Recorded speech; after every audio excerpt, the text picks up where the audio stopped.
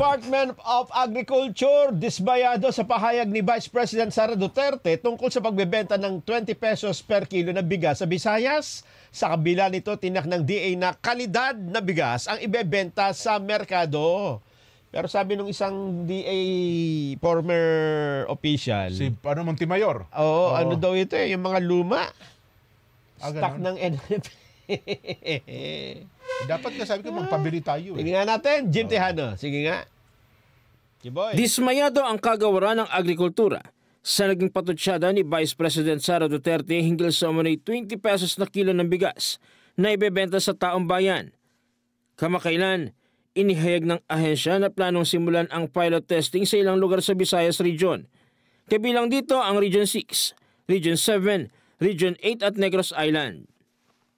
Bilang pagtalima na rin sa direktiba ng Pangulong Ferdinand Marcos Jr. na maging abot kamay ang presyo ng taong bayan.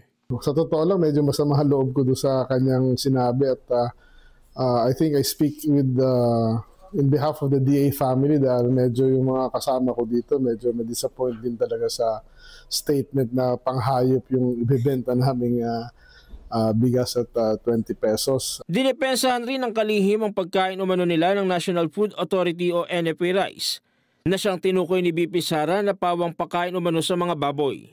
Pinakain ho namin yan araw-araw dito sa DA, no? To ensure ako mismo araw-araw ay tumitikim ako ng, of course wala naman perfect system, no? Kahit yung mga major producers ng best foods dito like yung mga major brands. Magugunita na binatigas si BP Sara ang pangako ng Department of Agriculture na magbebenta ng 20 pesos kada kilo ng bigas sa Visayas Region. Pinalaga naman niya ng kalihim na DA.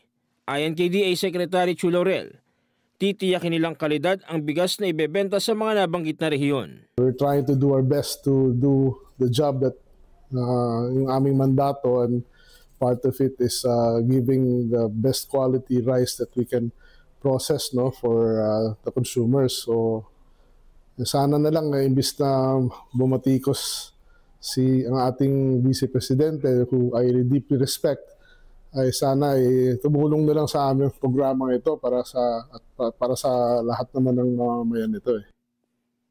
Jim Tejano para sa 100% Balita.